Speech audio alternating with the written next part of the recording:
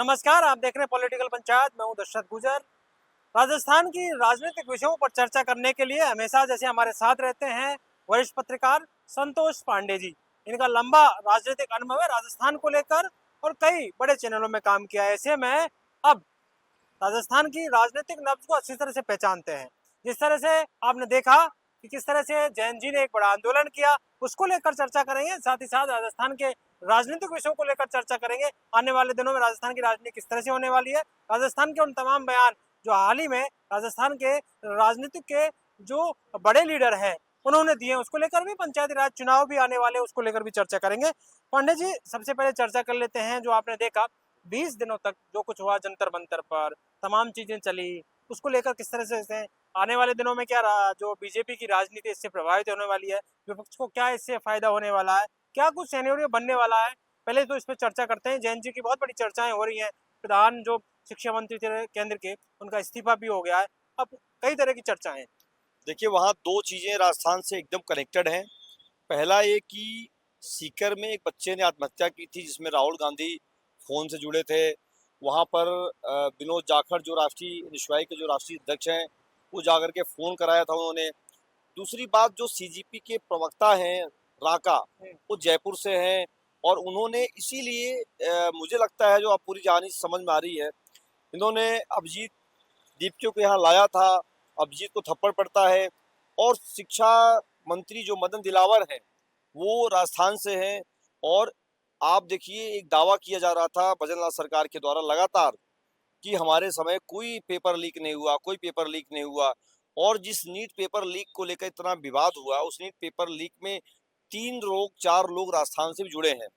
तो इसलिए राजस्थान की भूमिका यहाँ बड़ी हो जाती है। लेकिन यहाँ की जो सरकार है, यहाँ के मुख्यमंत्री हैं, उन्हें शायद अंदाजा नहीं रहा होगा कि उनके नीचे की जमीन खिसक चुकी है। उन्हीं के स्टेट से लोग दिल्ली में जा रहे हैं, दिल्ली में भीड़ कर रहे हैं और इस मुद्दे को इतना बड़ा कर रहे हैं, उन्हें अंदाजा भी नहीं रहा। और मुद्दा इतना बड़ा जब हो गया तो दिल्ली को लगा कि ये तो टैकल हो जाएगा, टैकल हो जाएगा। लेकिन वो टैकल इसलिए नहीं हो रहा था क्योंकि राजस्थान से, मैंने कहा, दो बड़े मुद्दे। एक तो जैन जी का जो एक पूरी बात हो रही थी, जो उसमें मौत हुई थी, उसमें राजस्थान जुड़ा हुआ बंदा था। दूसरी बात, जो राष्ट्रीय प्रवक्ता उनके हैं वो सीजीपी के यहीं से थे। तो कोई टैकलिंग करने की सिस्टम यहाँ से डेवलप नहीं किया गया। तस्वीरें भी शिक्षा मंत्री मदन दिलावर के जो नीट पेपर के लीक के जो जिस तरह की चीजें सामने आई, दो तस्वीरें लेकर कल मैं देख रहा था कि कल यहाँ राजस्थान में भी जो कर्मचारी हैं, शिक्षा से जुड़े हुए शिक्षक हैं, जो सरकारी कर्मचारी, उनका बड़ा विरोध प्रदर्शन रहा शिक्षा मंत्री के खिलाफ कि उनका जो कार्य प्रणाली को लेकर उनका भी इस्तीफा मांगा जा रहा है। तो ये सारी चीजें कनेक्ट राजस्थान से होती है। अभी क्या है कि मदन दिलावर एक ऐसे मंत्री हैं पूरे राजस्थान सरकार में, हालांकि उसमें कई मंत्री हैं। मदन दिलावर के खिलाफ बहुत सुर जो है, विरोधी सुर पार्टी में ही दिख रहे हैं। ट्रांसफर पोस्टिंग को ले लीजिए या मदन दिलावर की जो कार्यशैली है उसको ले लीजिए। मदन दिलावर का नाम आपने देखा जंतर मंतर पर अभिजीत ने उठाया था, जो सीजीपी के चीफ है, कि भाई मदन दिलावर का भी इस्तीफा होना चाहिए। उनके इस्तीफे का जोर यहाँ भी पड़ने लगा है। मदन दिलावर ने अपने बयानों से जिस तरीके शिक्षा मंत्रालय को चर्चाओं में लाया, काम वैसा हो नहीं पाया। छत गिरती है, दरे सिमड़ा बैठते हैं, फिर वो कहते हैं हमें छत ऐसी मिली थी, छत ऐसी मिली तो ऐसे कैसे काम करें। तमाम सारी चीज़ राजस्थान से जुड़ती चली गई। लेकिन सरकार को, जो मैं पहले कह रहा हूँ, कि इन्हें समझ में नहीं आया कि पूरी कहानी राजस्थान से जुड़ गई। आप देखिए, जब वहाँ पर अभिजीत की बात हो रही थी, ज़्यादातर बच्चे राजस्थान दिख रहे थे वहाँ, उनके मन में गुस्सा था। परीक्षाएं यहाँ जरूर हो रही हैं, भजन लाल कह रहे हैं सरकारी नौकरियां दे रहे हैं, लाख दे दिए, 75,000 पाइपलाइन में है, सारी बातें हो रही। लेकिन जिस तरीके शिक्षा मंत्री का यहाँ का व्यवहार है, मदन दिलावर कह रहे हैं कि मुझे अगर मुख्यमंत्री कहेंगे मैं इस्तीफा दे दूंगा। तो आप, ये जो बयान है मदन दिलावर के, इसको लेकर के दिल्ली में नाराजगी जताई जा रही है कि आप इस तरीके का बयान कैसे दे रहे हैं। मतलब प्रधान के इस्तीफे से पहले भी प्रेस कॉन्फ्रेंस कर तरह की बातें उन्होंने हाँ, उन्होंने कहा कि मैं, अगर मुख्यमंत्री कह देंगे मैं इस्तीफा दे दूंगा, मैं क्यों इस्तीफा दे दूंगा। तो शिक्षा मंत्री जो मदन दिलावर हैं, ये पहले भी बहुत बड़बोले रहे हैं जब संगठन में थे। मुझे याद है कि जब ये गुलाब चंद कटारिया यहाँ से राज्यपाल बन के जा रहे थे, तो उस समय सभी दलों को बोलने का मौका मिला था स्वागत समारोह में। तो एक बलवान पुनिया है जो उसमें विधायक थे, तो हाँ, भादरा के विधायक थे। तो उन्होंने कहा कि आप जा रहे हैं यहाँ से राज्यपाल बन के गुलाब जी, लेकिन मदन दिलावर की चाबी देते जाइएगा, कंट्रोल नहीं होते। तो मदन दिलावर की जो शैली है, चाहे वो संगठन में थे चाहे वो सरकार में है, वो एक अलग अलग तरीके की शैली है। तो ऐसे में मदन दिलावर की मांग उठ रही है और यहाँ पर भी एक ये कहा जा रहा है कि आने वाले दिनों में सबसे पहला जो मंत्रालय परिवर्तित किया जाएगा वो मदन दिलावर का ही होगा, क्योंकि उनको लेके बहुत नाराजगी है संगठन में। शिक्षकों की नाराजगी भी आपने देखी। शिक्षकों की नाराजगी खैर होती रहती है, शिक्षकों सरकार से तमाम उनके इश्यूज होते हैं, लेकिन जिस तरीके की नाराजगी संगठन में आप किसी से बात करेंगे, शिक्षकों के ट्रांसफर को लेके बात कर लीजिए, मदन दिलावर की कार्यशैली को लेके बात कर लीजिए, तो जो सरकार में लोग हैं ना और संगठन में, उनमें बहुत नाराजगी है। प्रदेश अध्यक्ष बुलाए वो आए भी नहीं थे उससे। हाँ, वो वही मैं कह रहा हूँ, उनकी जो कार्यशैली रही है बेअंदाज और अनकंट्रोल्ड है, वो कंट्रोल है ही नहीं है उनका संगठन में, सरकार में। मैंने बताया कैसे चाबी, विपक्ष की भूमिका निभा रहे हैं वो। हाँ पूरी तरह से। मदन दिलावर अपनी स्टाइल में उनके कर्मचारियों से कैसी बात करते हैं वो आप सब नोन है यहाँ, तो उनको लेके विरोध यहाँ पर एकदम हो रहा है। और वो विरोध मैंने बताया कि दिल्ली में भी इनका नाम आया कि इनको हटाया जाए, इनको हटाया जाए।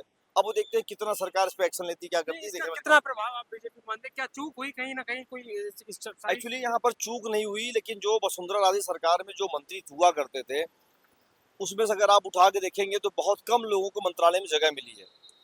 बहुत कम लोग हैं जिनके पास पावरफुल मंत्रालय हैं, और जो पावरफुल मंत्रालय माने जाते हैं, शिक्षा का मंत्रालय, स्वास्थ्य का मंत्रालय और पीएचडी का मंत्रालय, बिजली का मंत्रालय, पीडब्ल्यूडी मंत्रालय, ये किसी वसुंधरा जी के खास लोगों के पास नहीं है जो उनके गुट के हुआ करते थे। चाहे यूडीएस की बात कर लीजिए।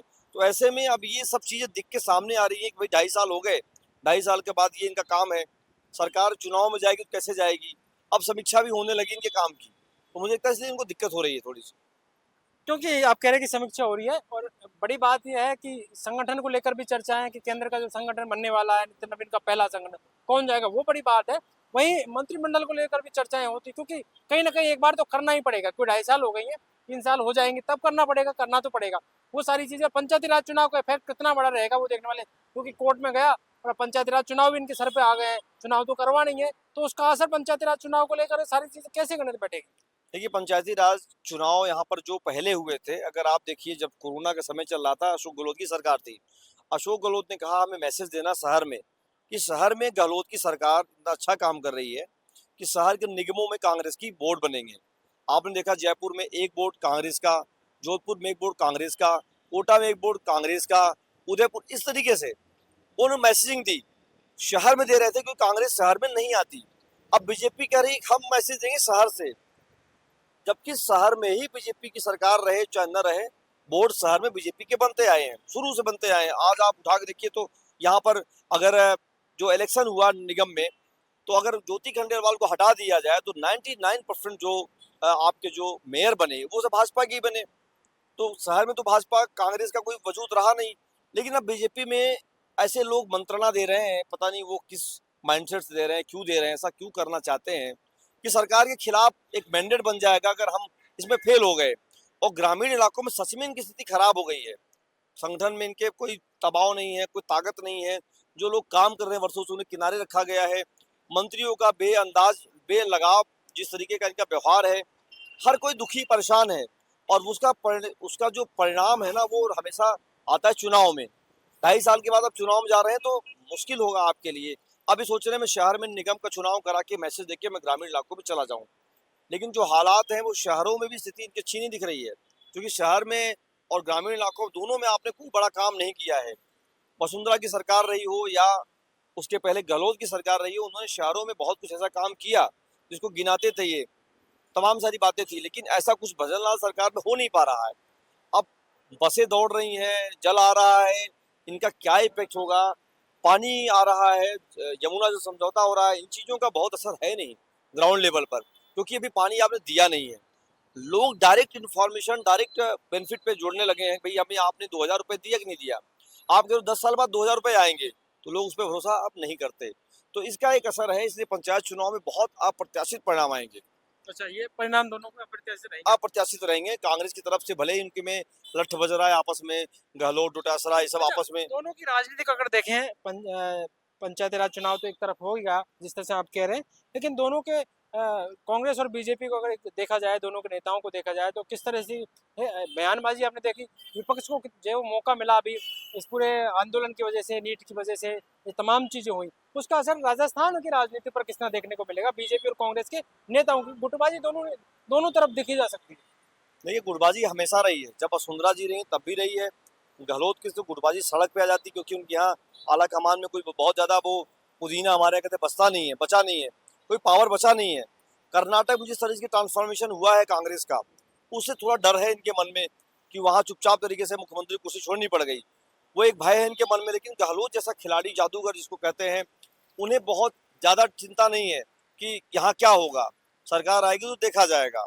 वो अभी पुट ऑन द सर्विस वाला मामला है कि उसमें देखे क्या होगा। लेकिन भाजपा में क्या है, सरकार में है, दिल्ली में सरकार है, इनके हाला कमान की जैसी कोई चीज नहीं है। आदेश आया तो काम होना है, होना है। अभी वो दबाव में कब आएंगे, क्या होगा। लेकिन भाजपा में भी गुटबाजी तो धीरे धीरे शुरू हो गई है। मन दुख दुख भी है मन में, रोष भी है, गुस्सा भी, कहें कहाँ। मदन राठौर भी उस भूमिका में नहीं है जिस भूमिका में पहले इनके अध्यक्ष हुआ करते थे। वो भी सरकार को प्रोटेक्ट कर रहे हैं, अपनी शासन में विरोध कर रहे हैं, धरने पसंद कर रहे हैं, पुलिस को कह रहे हैं हमारी है, फिर धरने पसंद करने चले जाते हैं। तो सरकार के लोग भी दुखी हैं कि यार मदन राठौर क्या चाहते हैं। आप धरना प्रदर्शन भी कर रहे हैं, आप कहते हैं हमारी पुलिस भी है, बहुत एग्रेसिव मत करिए। तो इस तरीके की मदन राठौर ने भी उलझा रखा सिस्टम को पूरी तरह से। मुझे लगता है इसका परिणाम दिखाई देगा।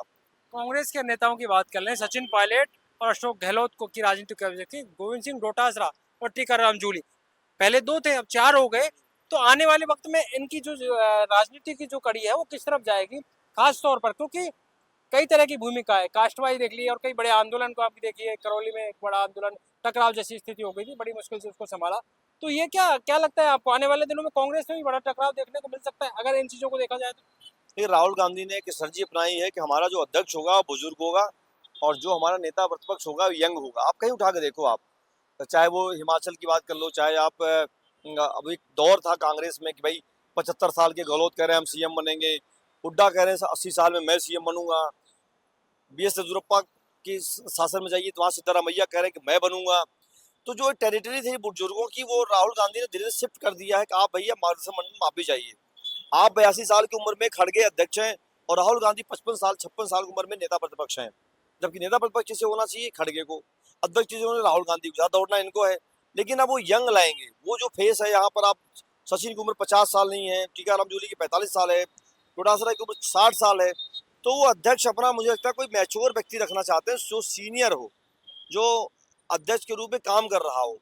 नेता प्रतिपक्ष और सीएम का फेस जो वो यंग होना चाहिए। मुझे लगता है सचिन पायलट और आपको क्या लगता है कि जो अभी लीडिंग ऑन द फ्रंट जब ये आंदोलन हुआ नीट वाला, जैन जी वाला, उसमें कहीं ना कहीं लीडिंग किया राहुल गांधी ने, और उन्होंने तमाम चीजें एस्टिमेट भी कर दिया, जो सोच रहे थे उसके अलग हटके किया, प्रधानमंत्री के आवास पे पहुंच जाते पता भी नहीं चल जाते, और फिर वो जो विरोध पूरा हुआ था उसको बड़ा अच्छी तरीके से लीडिंग किया क्या आपके उसमें क्या हुआ कि जब मैं वही कह रहा हूँ कि जब आप यंग होंगे तो जमीन में घिस जाएंगे, जमीन में गिर जाएंगे।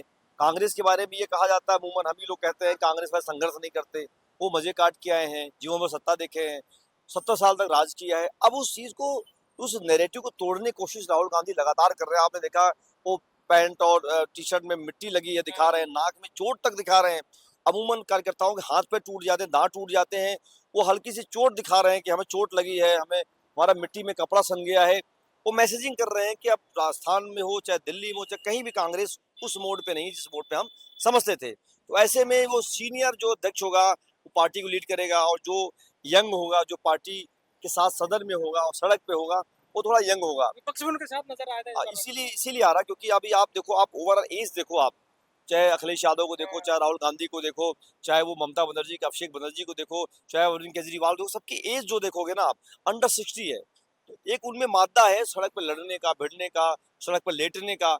और उनके जितने भी नेताओं की बात मैं कर रहा हूँ, उनके जब अध्यक्षों की बात करोगे आप, तो सब 70 प्लस है, चाहे वो ममता बनर्जी हो, चाहे वो राहुल गांधी के खड़गे इसका हों। असर आने वाले चुनाव जब होंगे अन्य राज्यों में तो वहाँ देखने को बीजेपी ने 45 साल के जिस नितिन नवीन को दिया है, अब उसके काउंटर में ये लोग खड़े हो रहे हैं कि हमें भी नया लाना होगा। अशोक गहलोत के नाम पे या हुड्डा के नाम पे सरकार नहीं आने वाली है, हमें नई स्ट्रेटजी अपनानी होगी। उस स्ट्रेटजी में जैन जी हैं, तमाम जो फैक्टर्स हैं उनको ध्यान देना होगा, और उन फैक्टरों पे अशोक गहलोत, हुड्डा या खड़गे जो बुजुर्ग लोग हैं उन्हें बोलने का मौका नहीं मिलेगा।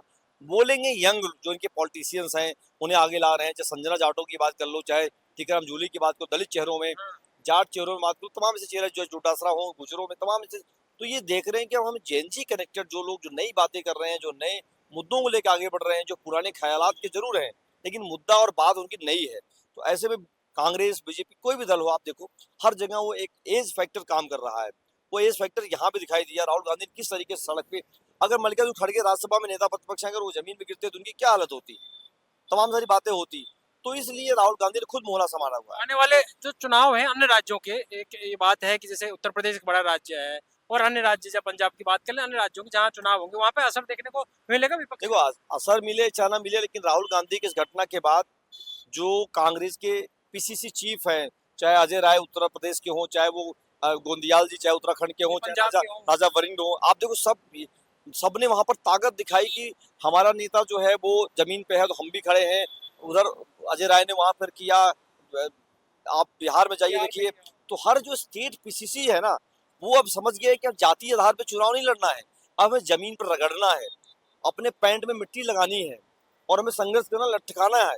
तो ऐसे नेताओं के मन में अब जो ये था कि हमारा राहुल गांधी तो कुछ करता नहीं, मैं क्यों करूं, वो दौर चला गया है।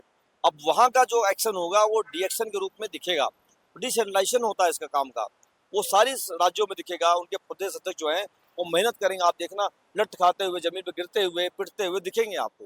देखिए राजस्थान की अपन बात कर रहे हैं, राजस्थान में दो तीन नेता और हैं जिनके ऊपर बात कर लेते हैं, हनुमान बेनीवाल, राजकुमार रौत और एक दो नेता जो अलग तरीके से देखते हैं। जो उत्तर प्रदेश की बात करें जहाँ चंद्रशेखर ने इस बार दिखाया, चंद्रशेखर रावण ने वहाँ पर उन्होंने मोर्चा लिया संसद में तमाम चीजों को लेकर। तो ये राजस्थान के दो नेताओं की बात कर ले, आने वाले दिनों में क्या राजनीतिक फैक्टर इनका रहने वाला है? देखिए तो साफ साफ स्पष्ट है कि हनुमान बेनीवाल, राजकुमार रौत बीजेपी के अगेंस्ट में रहेंगे, साथ नहीं जाने वाले हैं। इन्हें अपने वजूद की लड़ाई लड़नी है, लेकिन ये कांग्रेस के साथ भी नहीं जाएंगे उनके समझौतों पे। क्योंकि आप देखिए जिस जाट बेल्ट की बात हो रही है, अगर कांग्रेस के साथ जाते हैं तो डोटासरा वहां पर भारी पड़ेंगे। अगर आप इनके साथ राजकुमार रोज जाते हैं तो उस इलाके में कांग्रेस पूरी तरह खत्म हो चुकी है, बांगड़ वाले इलाके में, वहां पर अगर ये जाते हैं तो इनको प्लस होगा। वहां राजकुमार रोज को कुछ भी खोना नहीं है, पाना भी कुछ नहीं इनके साथ। राजकुमार रोत अगर अकेले जाते हैं तो बीजेपी के खिलाफ इस मूवमेंट को भुना पाएंगे वो। अगर वो कांग्रेस के साथ जाते हैं तो इस मूवमेंट को दबा देंगे, जो उनको लाभ मिलना चाहिए वो नहीं मिल पाएगा। हनुमान बेनीवाल अगर इनके साथ जाते हैं तो नागौर और तमाम जो बेल्ट है, सीकर, झांझुनू, चूरू, वहां पर कुछ कर नहीं पाएंगे। अगर इनके खिलाफ जाते हैं, बीजेपी के जो मूवमेंट है जिसके खिलाफ भी धरने दिए हैं, तो उसका लाभ इनको मिलेगा। कांग्रेस साथ जाएंगे तो कोई लाभ नहीं मिलेगा, नुकसान ज्यादा हो जाएगा इनका, क्योंकि वो फिर पॉलिटिकल चीजें शुरू हो जाएंगी, पुरानी बातें शुरू हो जाएंगी, पुराने बयान आने शुरू हो जाएंगे। चंद्रशेखर रावण ने भी अपने आप को साबित किया है कि किन दिनों में क्या राजस्थान की राजनीति थोड़ा बहुत असर देखने को उनका भी मिल सकता है, क्योंकि उत्तर प्रदेश में चुनाव है तो वहां तो है ही। लेकिन चंद्रशेखर रावण हमेशा एक बड़े पार्टनर खोजने की तैयारी में है। अखिलेश से उनका बनना नहीं है तय है, मायावती से उनका बनना नहीं तय है, उनका जाट जो नेता है वहाँ जो जयंत है उनसे उनका बनना है नहीं है तय है। तो उन्हें एक जाट यादव दलित चेहरे के रूप में उनको चेहरा चाहिए। यूपी में एसटी वोटर्स नहीं है, इसलिए वो राजकुमार राउत के साथ नहीं जाएंगे। लेकिन पश्चिमी यूपी में जहाँ चंद्रशेखर आते हैं वहां पर जाट वोटर्स बड़ी संख्या में, तो हनुमान बेनीवाल उनके पुराने पार्टनर रहे हैं। आप देखें 23 में उन्होंने कई जगहों पर चुनाव लड़ा, जयपुर में भी लड़ा उन्होंने। हनुमान बेनीवाल जो जीत हुई 2000 वोटों से, कहते हैं उनकी वजह से ही हुई। तो इसी वजह से युवा तो जुड़ सकते हैं उनके साथ। चंद्रशेखर के साथ युवा जुड़े चाहे ना जुड़े, लेकिन एससी वोटर्स जो है ना वो कनेक्ट हो रहे हैं। अगर 5-5, 10-10 हजार भी हर सीट पे हो जाते हैं तो बेनीवाल के लिए प्लस हो जाएगा, बेनीवाल का गठबंधन उनका होगा। आप देखिए पप्पू यादव के साथ ही जाते हैं बिहार में, पप्पू यादव अपना चुनाव हार जाते हैं। जब पप्पू यादव ने इनसे दूरी बनाई, पप्पू यादव लोकसभा जीत जाते हैं। चंद्रशेखर को हर स्टेट में एक वो नेता चाहिए जो जातिगत समीकरण में इनको प्लस कर सके, इसी तलाश में जारी है। इनका आखिरी सवाल ये है कि नरेश मीणा को लेकर चर्चा है, उसकी जो है जमानत रद्द कर दी है, अब वो उनकी जो आय व्यौरा का वो भी मांग लिया है। इसको कैसे देखें? क्या राजस्थान की राजनीति में जो सारी चीजें चल रही है, उनके पिता ने आरोप भी लगाया कि एक समझौता हुआ था शत्रुघ्न जो विधायक हैं बीजेपी के उनके साथ, तो इन चीजों को आप कैसे देखते हैं और ये चर्चा का विषय भी बना हुआ है? मुझे लग रहा है कि नरेश का दौर खत्म हो गया, क्योंकि नरेश ने चुनाव जीते नहीं, नरेश ने विवादों में काम किया, खूब उनके भिड़ंत होने लगी। अब धीरे धीरे मुद्दे चेंज हो गए हैं। जिस तरीके से पांचनाबाद का कांड हुआ उसमें कई और चेहरे सामने आ गए, रामकेश मीणा, मनोज मीणा, चूड़लाल मीणा, मीणाओं की लंबी फौज आ गई है। और अब नरेश का वो मुद्दा जो मुद्दा हुआ करता था वो मेरे ख्याल से खत्म हो गया है। जो उनका एक बूम बना हुआ था, नरेश सरकार के खिलाफ लड़ते हैं, पिछले 1 साल से शांति बनी हुई है अंत चुनाव के बाद से, नरेश का उतना इफेक्ट उतना इम्पैक्ट दिख नहीं रहा है मेरे ख्याल से। बाकी तो समय चुनाव बताएगा, चीजें बताएंगी, घटनाएं बताएंगी क्या होगा, एकदम से नकारा नहीं जा सकता। लेकिन नरेश का हनुमान बेनीवाल वाला जो असर है वो तो नहीं दिख रहा है मुझे।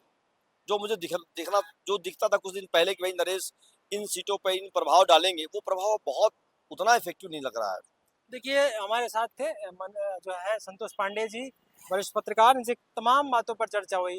जिस तरह का 20-25 दिन से देश में हालात थे, जैन जी का आंदोलन चल रहा था, उसका असर राजस्थान की राजनीति पर क्या रहने वाला है, क्या चूक हुई है उसको लेकर, यहाँ के शिक्षा मंत्री मदन दिलावर के खिलाफ जिस तरह से गुस्सा बढ़ता हुआ नजर आ रहा है, उसको लेकर भी चर्चाएं हुई हैं कि आने वाले दिनों में अगर कोई इस्तीफा सबसे पहले होगा तो सबसे पहला नाम उनका ही है। कई जगह से उनको कहीं ना कहीं फटकार भी मिली है। विपक्ष की भूमिका निभा रहे उनकी जो कार्यप्रणाली को लेकर शिक्षक संघ हो, तमाम कर्मचारी हो, कहीं ना कहीं इन तबादलों को लेकर भी चर्चाएं करते हैं और गुस्सा जाहिर होता भी है। कल भी ये जो है शिक्षक सड़कों पर उतरे थे उनके खिलाफ। ऐसे में राजस्थान की राजनीति में कई वो बड़े चेहरे जिन पर चर्चाएं हुई है कि क्या कुछ आने वाले वक्त में हो सकता है, जिनमें अशोक गहलोत, सचिन पायलट, गोविंद सिंह डोटासरा, टीकाराम जूली, कांग्रेस के वो चेहरे जिनको लेकर भी चर्चाएं उन्होंने कही कि किस तरह की राजनीति आने वाले दिनों में होनी है।